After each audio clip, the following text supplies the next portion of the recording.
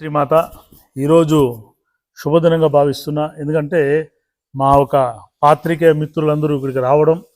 ఎందుకంటే సమాజంలో ప్రతి వ్యక్తికి ఒక సమస్యన్న ఒక అవసరమన్నా కూడా పాత్రికేయ న్యూస్ ఛానల్స్ కావచ్చు, మీడియా రంగం కావచ్చు, ముందుండి అందరి దృష్టిలోకి న్యాయం జరిగే విధంగా చేసే అలాంటి ఒక వృత్తిలో ఉంటూ ఈరోజు మా మిత్రులందరూ ఇక్కడికి రావడం నాకు చాలా ఆనందంగా. శ్రీ రాజరాజేశ్వరి దేవి జ్ఞానపీఠం రేణిగుంటలో ఉండి ఈ క్షేత్రం రావడం నాకు చాలా ఆనందంగా ఉంది.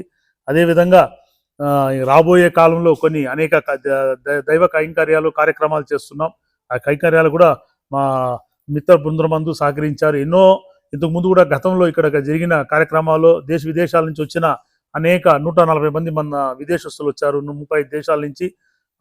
ఇవన్నీ కూడా ఈ మన న్యూస్ ద్వారా ప్రజలందరికీ అందించే విధంగా నాకు ఎంతో సహకరించారు.